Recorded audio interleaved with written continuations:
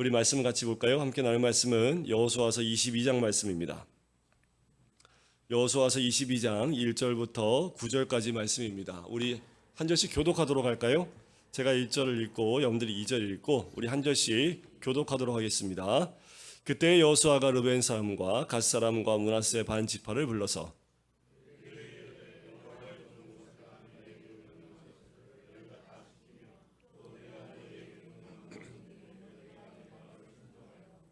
오늘까지 날이 오래도록 너희가 너희 형제를 떠나지 아니하고 오직 너희의 하나님 여호와께서 명령하신 그 책임을 지키도다.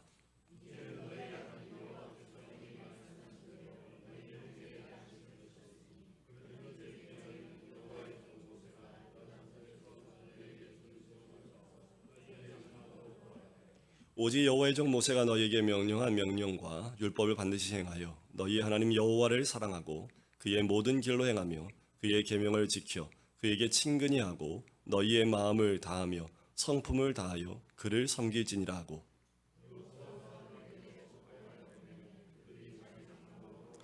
므낫세 반 지파에게는 모세가 바산에서 기업을 주었고 그 남은 반 지파에게는 여호수아가 요단 이쪽 서쪽에서 그들의 형제들과 함께 기업을 준지라. 여호수아가 그들을 그들의 장막으로 돌려보낼 때에 그들에게 축복하고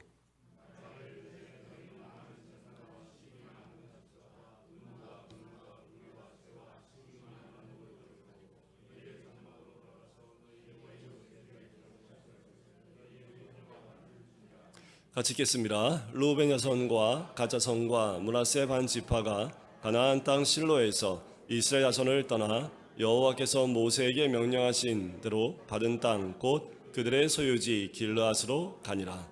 아멘. 저희가 어느덧 여호수아서 오늘 지나고 나면 이제 23장과 24장만 남게 됐습니다. 오늘 말씀의 1절에 이렇게 시작하지요. 그때에로 시작을 합니다. 이 그때라는 말에는 굉장히 많은 것이 함축되어 있습니다. 그런데 우리 인생에도 보면 그때 떠오르시는 뭔가 있으신가요? 그때가 어제일 수도 있고 10년 전의 일일 수도 있고 여러 가지 사건과 모든 것들이 떠올릴 수 있지만 여기에 1절에 나오는 그때에는 땅 분배 다 마치고 레위 자손에게 줄 성읍과 들을 다 할당하고요. 이제 하나님이 사방에 안식을 준 그때에라는 거지요. 여러분 안식을 누리고 계십니까? 그리스도 안에 있는 모든 자들에게는 이 안식이 있는 줄 믿습니다. 그런데요, 안식이 있지만 안식을 누리지 못하는 사람들도 있다라는 거지요. 예수님의 12제자 가운데 유일하게 안식을 누리지 못한 한 사람이 있었지요. 가룟 유다입니다. 가룟 유다는 예수님의 공생에 함께 있었지만 예수님과 함께 있었음에도 불구하고 안식을 누리지 못한 사람이지요. 그러니 우리 중에는 얼마나 되겠습니까? 주일날 안식을 한다고 하지만 또 그리스도를 만났다고 하고 또 믿는다고 하지만 여전히 우리가 안식 가운데 있지 못한 사람들이 얼마나 많이 있겠습니까? 아무리 말씀을 듣고요, 간증을 듣고 찬양을 해도 안식을 누리지 못하는 사람들, 이렇게 안식을 누리지 못하니 가정이나 교회나 회사에서 또 어느 공동체든지 늘 갈등하는 구조 가운데 있을 수밖에 없지요. 오늘 본문에도 보면 그 갈등 구조가 잘 등장을 합니다. 1절부터 루벤, 갓, 므낫세 반 지파가 등장을 합니다. 지금까지 말을 잘 듣고 함께 하다가 이제 요단 동평으로 떠나는 지파들입니다. 여러분들 오늘 말씀을 9절까지 읽었지만 9절까지 읽는 것 가운데 여러분들 그 내면 가운데 있는 걱정과 근심의 소리가 들리십니까? 이 두 지파 반을 동편으로 떠나보내면서 여호수아의 마음 가운데 왠지 모를 그 불안감이 있는 그 마음, 염려가 있는 마음이에요. 루벤은 야곱의 장자 지파입니다. 40년 광야 생활 끝에 이제 요단강 동편에 이르렀습니다. 서편을 건너오기 전에 모세한테 동편 땅을 요구를 합니다. 달라고 애를 써요. 그리고 달라고 때를 씁니다. 자기가 맏아들이라고 또 장자 지파라고 하면서 달라고 했겠죠. 민수기 32장에 보면 모세가 이 부분에 대해서 이렇게 얘기합니다. 간단한 요약은 이거예요. 자, 너희가 요구하는 그것은 형제를 낙심케 하는 일이다. 형제를 약속의 땅에 들어가지 못하게 하는 일이야. 즉 구원의 걸림돌이 되는 거지. 조상의 대를 이어 일어난 죄와 같아서 여호와께서 진노하시는 일이다. 그것 때문에 우리가 40년을 방황하고 있지 않은가. 여기서 말하는 조상의 죄라는 것은 모세가 가나안 땅에 12명의 정탐꾼을 보냈을 때 10명의 정탐꾼들이 우리는 그들에 비하면 메뚜기 같다라고 불순종한 사건, 그 정탐꾼들 때문에 광야에서 40년을 방황했는데 그 죄와 뭐가 똑같다라는 거예요? 르우벤이 요구했던 동평 땅을 요구하는 것과 같다라는 거예요. 너희가 이 땅을 취하는 것은 모든 백성을 멸망하게 하는 일이다 라고 모세가 굉장히 정확하게 설명을 합니다. 아주 많은 지면을 할애하면서 모세가 말려요. 그런데도 이 이야기를 다 듣고도 르우벤과 갓과 므낫세 반지파는 우리가 요단 서편에 들어가서 전쟁할 때 무장을 하고 선봉에 서겠으니 이 땅을 주십시오. 끝까지 그 땅을 요구하면서 포기하지 않습니다. 결국 이 떼부리는 기도에 응답을 받아서 동평 땅을 분배받게 되지요. 요단 동편은 하나님이 주신 진정한 약속의 땅이 아닙니다. 그래서요, 여호와께서 주셨다라고 하지 않고 모세가 주었다라고 되어 있습니다. 여러분들, 제가 준 땅 갖지 마십시오. 하나님 주신 땅 받으셔야 합니다. 제가 준 땅은요, 사라집니다. 곧 사라지는 것들이에요. 하나님 주신 땅은요, 영원한 겁니다. 그런데 이 두 지파 반은요, 모세가 주는 땅을 가지러 가요. 하지만 하나님은 서편 땅인 영원한 하나님이 주신 약속의 땅을 주기를 원하셨던 거지요. 물론 하나님이 허락하셔서 주신 땅입니다. 하지만 주지 않아야 될, 받지 말았어야 될, 요구하지 말았어야 될 땅이라는 거지요. 여러분들, 혹시 우리가 원하는 것들 가운데 이 두 지파 반처럼 하나님이 약속하신 것이 아니라 내 눈에 보기 좋은 것만 요구하고 그것만 받기를 원하고 계시지 않습니까? 이 두 지파 반은 아주 유명한 상처투성이입니다. 여러분들, 르우벤 생각해 보세요. 어떤 사람이었던가요? 그 상처를 생각하면 장자지만 한 번의 실수와 회개하지 않음을 통해서 그가 장자의 모든 것들을 잃어버리게 됐지요. 므낫세도요, 마찬가지입니다. 요셉의 장자였지만 동생한테 장자의 명분을 빼앗기게 되는 모습을, 빼앗긴다는 것보다는 야곱이 에브라임에게 주는 것을 보게 되지요. 그리고 갓도 야곱의 네 부인 가운데 첩의 자녀입니다. 그러니 두 지파 반이 상처가 참 많았겠지요. 이 상처가 많은 사람들끼리 회막이 있는 실로를 떠나서요, 동편으로 가겠다고 합니다. 자, 믿음의 공동체에서 봤을 때 이게 염려가 안 되겠습니까? 염려가 되겠지요. 그래서 너희들 가는 게 너무 걱정이 돼, 이렇게 얘기하면 이들이 뭐라 그럴까요? 그래, 난 걱정거리다, 걱정덩어리다, 왜 난 항상 너희들한테 그렇게만 비춰야 돼? 하면서 오히려 상처받은 사람은요, 걱정해주면 걱정해준다고 또 뭐라고 해요. 그래서 오늘 성경에 보면 이들에 대해서 걱정하는 게 하나도 안 나옵니다. 오히려 뭐가 나와요? 여호수아는 떠나는 그들을 격려합니다. 칭찬하고요, 말씀으로 축복하는, 오히려 그들의 모습을 봐요. 사실 르우벤과 동편 지파들은요, 동편 땅의 기업을 분배받고도 형제들을 위해 책임을 다했지요. 좋은 땅 이미 받았는데 아녀자와 아이들을 다 두고요, 7년 동안 서편 땅을 점령하기 위해서 함께 건너와 전쟁을 하는 헌신을 했습니다.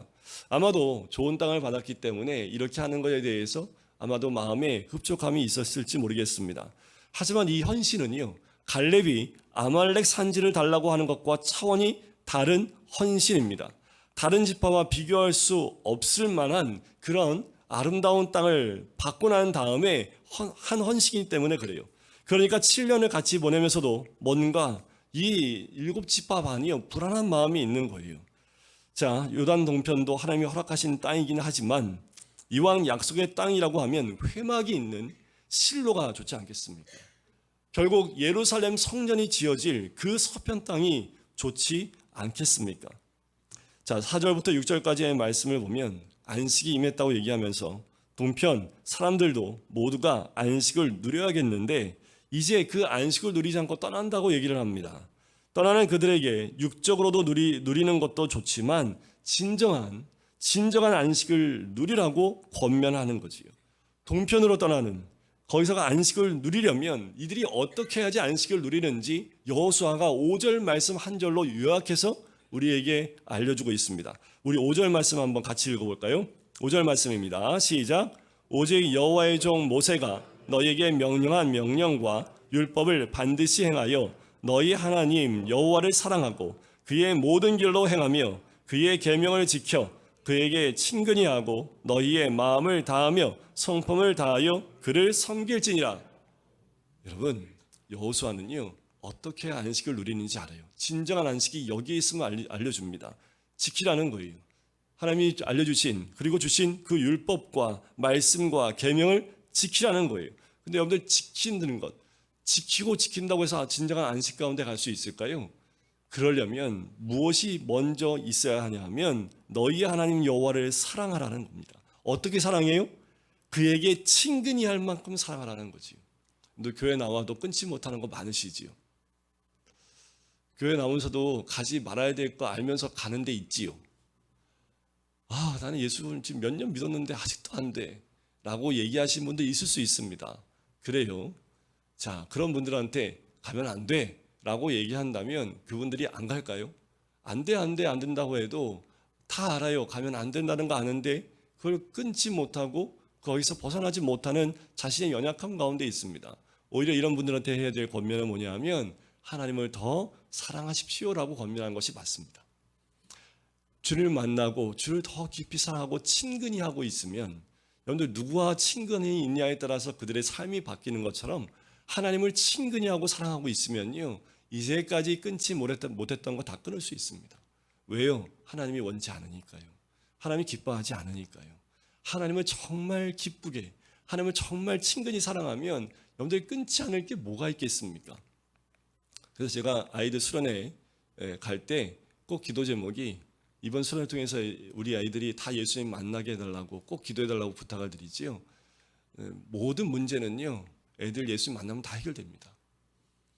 집에 가면 좀 해라 안 돼 그거 하면 안 되지 맨날 이러고 부모님도 얘기를 해요.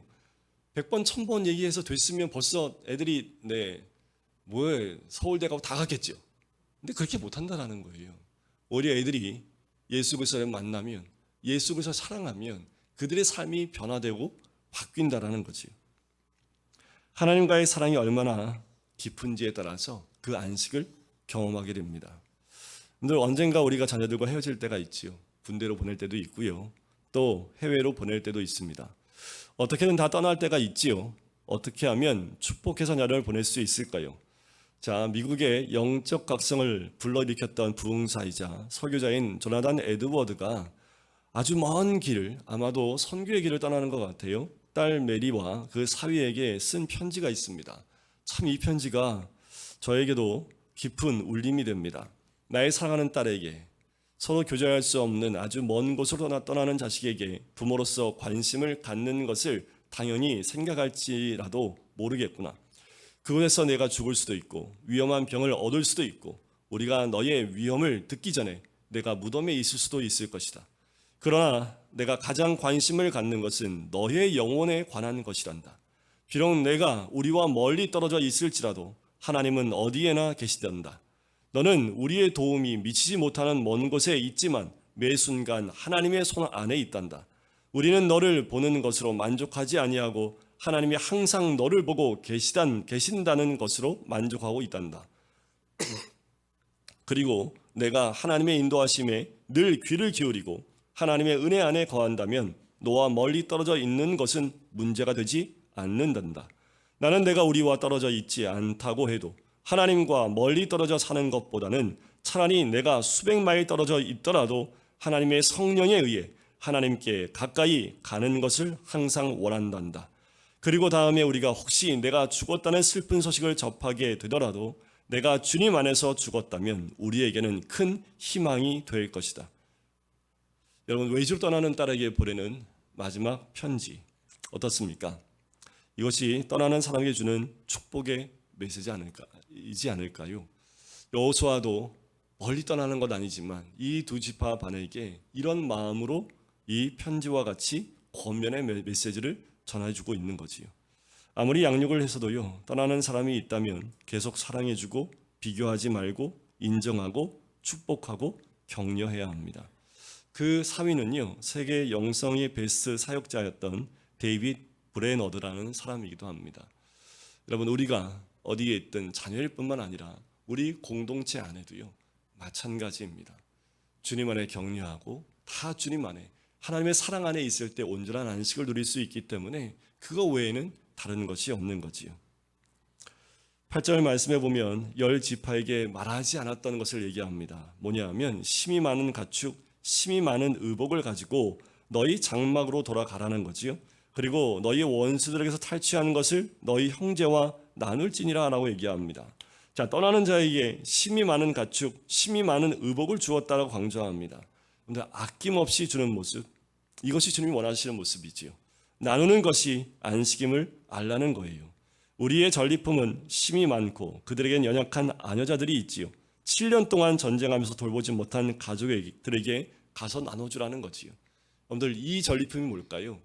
그들에겐 육적 전리품일지 모르지만 그것은 바로 구원의 전리품인 줄 믿습니다. 여러분들, 우리도 이렇게 나누는 인생이 되었으면 좋겠습니다.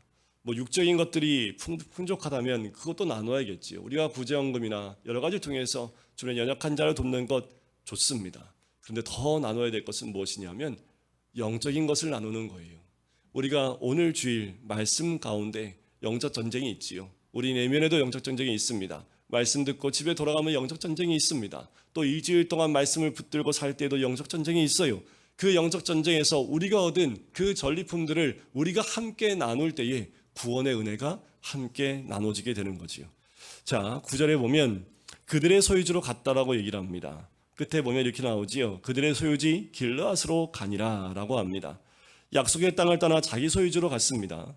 하나님을 친근히 하라고 권면하고요, 전리품을 나눠주며 축복하고 보냈지만 회막이 있는 실로에서 볼 때 그렇게 가는 게 걱정이라는 거예요. 7년 동안 같이 싸웠잖아요. 여호수아의 마음 가운데 이런 마음이 있지 않았을까요? 7년 동안 싸우면서 그들의 마음이 변화돼서 야, 안 되겠다, 우리 자녀들 다 데리고 서쪽 땅으로 와야겠다.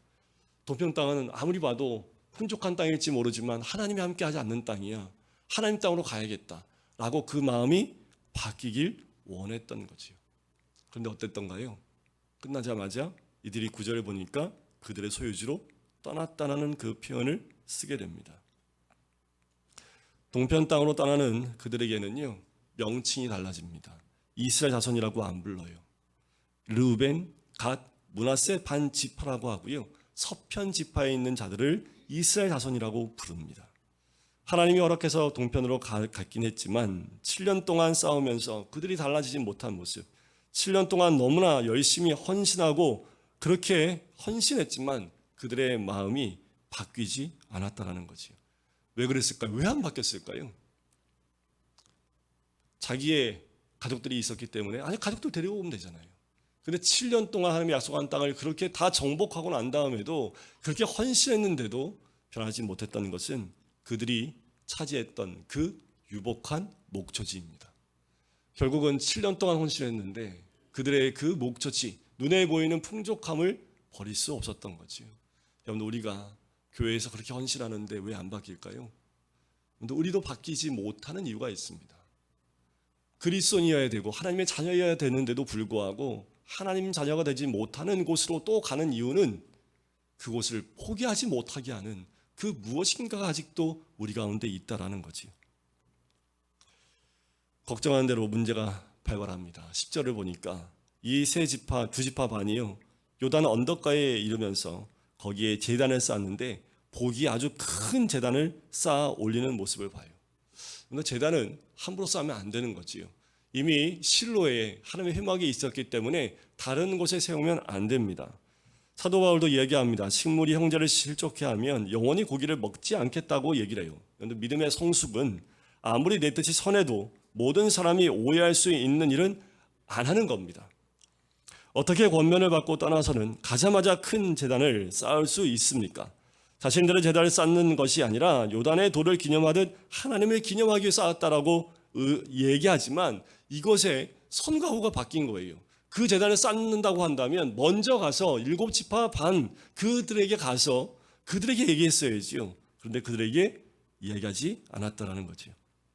마음대로 단을 쌓는 거예요. 분명히 경솔한 행동입니다. 왜냐하면 신명기 12장 14절에 보면 여호와의 택하실 오직 그 한 곳에서 번제를 드리라고 분명히 말씀하고 있기 때문에 그래요. 이들이 몰랐을까요? 분명히 오해할 행동을 했지요. 또 이러면 이렇게 얘기합니다. 까먹어서 몰라서 그랬어. 통하지 않습니다. 오해받을 행동을 하는 것은 어리석은 거지요. 내가 몰라서 그랬다고 하면서 남을 괴롭히는 사람들이 참 많지요.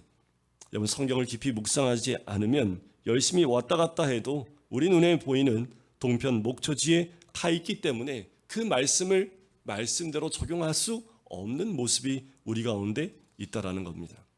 결국 서편 지파들이 어떻게 해요? 군대를 일으킵니다. 이건 말이 안 된다, 이건 큰일 났다 하면서 전쟁을 일으키기 위해서 사람들이 모이기 시작합니다. 근데 전쟁할 때는 해야겠지요. 왜냐하면 아모스도 이스라엘 멸망을 예언했는데 어느 누구도 듣지 않으니까 사자가 포효하듯 부르짖었다라는 표현을 씁니다. 망하게 생겼는데 어떻게 달랩니까? 어떻게 사랑을 해요? 망하게 생겼는데요. 망할 때는 그들을 돌이키기 위해서 부르짖어야겠지요. 하지만 그냥 싸우러 가지 않습니다. 어떻게 하냐 하면 대제사장 엘리에셀의 아들 비느하스와 각 지파로 선정된 10명의 진상 조사단을 파견을 해요.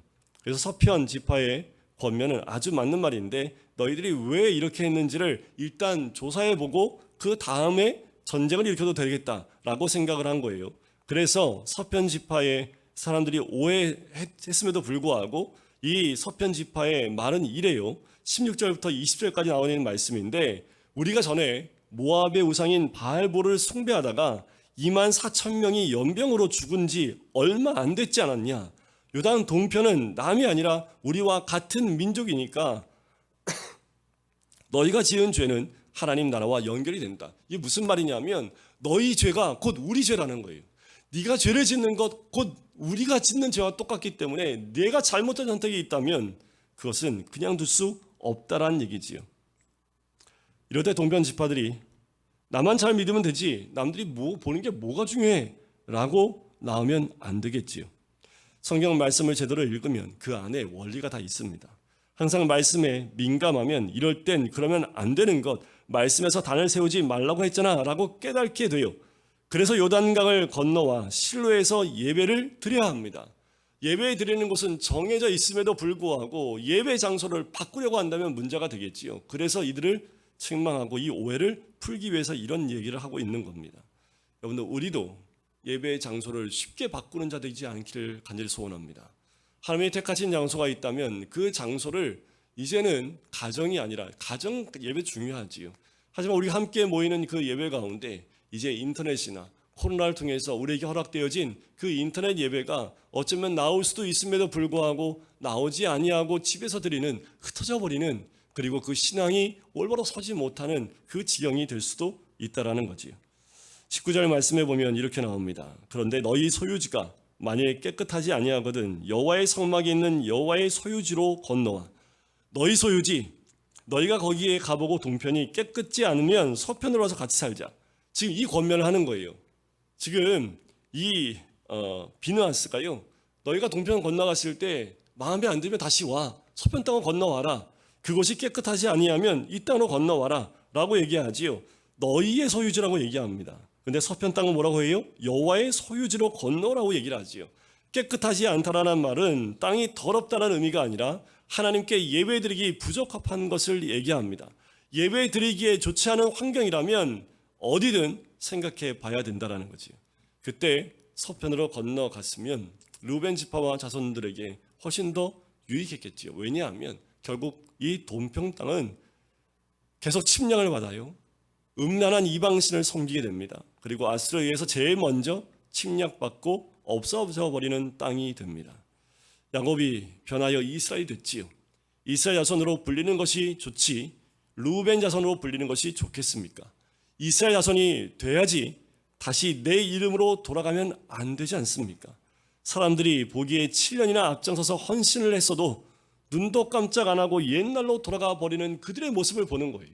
여러분, 우리가 신앙생활한 지 10년, 20년, 30년 그렇게 헌신하고 헌신했는데도 불구하고 눈 하나 깜짝 안 하고 옛날로 그렇게 너무 쉽게 돌아가요. 왜 그런지 모르겠지요. 여러분, 이스라엘 자손이 되어야 되지. 이스라엘 자손, 우리는 하나님 자녀가 되어야 되지. 세상에 나가면 세상 사람이 되어져 버리는 것. 교회에서는 그렇게 헌신하는데 한순간 갑자기 옛날로 돌아가 버리는 우리의 모습을 너무도 쉽게 발견하게 되지요. 동편 지파들은 나름대로 자신의 목적이 있어서 단을 세웠다고 24절에 얘기합니다. 우리가 목적이 있어서 주의하고 이같이 하였다라는 거지요.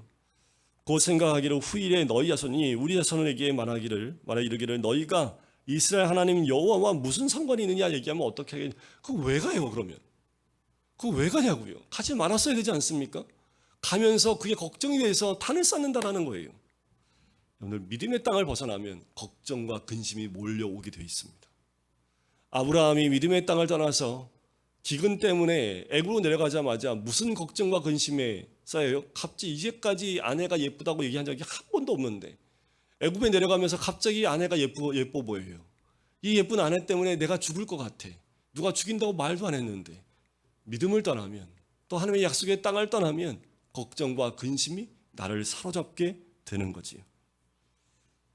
여호수아 4장에 보면 길갈에 기념비를 세우고 요단에서 취한 돌들을 기념하게 하라고 했지요. 동편 지파들이 그걸 흉내낸 거예요.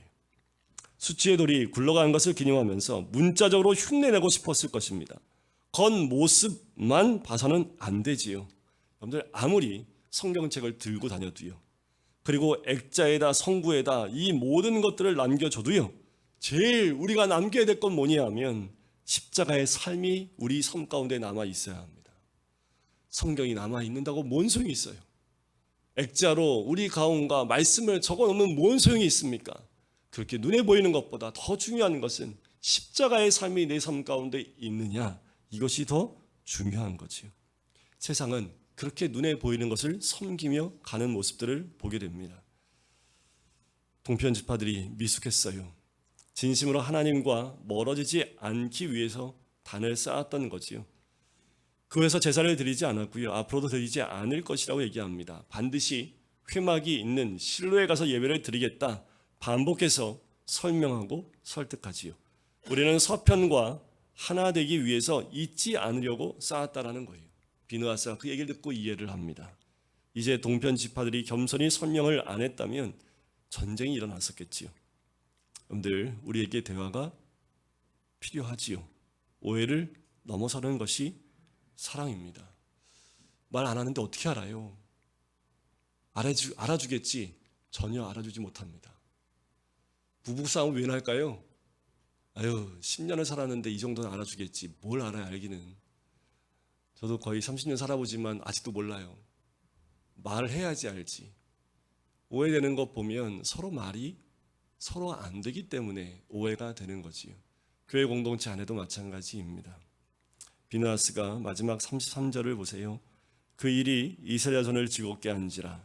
이스라엘 자손이 하나님을 찬송하고 루벤 자손과 갓 자손이 거주하는 땅에 가서 싸워 그것을 멸하지 않은 말을 다시는 하지 아니하였더라. 지금 이 설명을 듣기 전에 뭐 하자고 했던 거예요? 멸하자라고 말을 했던 거예요. 멸하자고.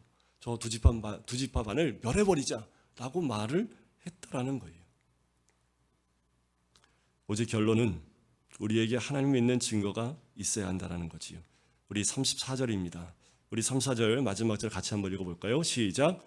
루벤 자손과 갓 자손이 그 재단을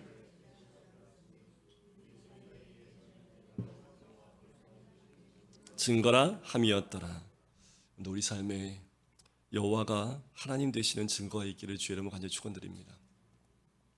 여호와가 하나님 되신다, 이렇게 증거라는 거지요. 우리의 삶을 통해서요. 또 가는 곳마다 이런 증거가 되는 그 증거가 우리의 삶 가운데 있어야 되지 않겠습니까? 더 바라는 것은요, 동편 땅이 아니라 서편 땅에 거하는 거지요.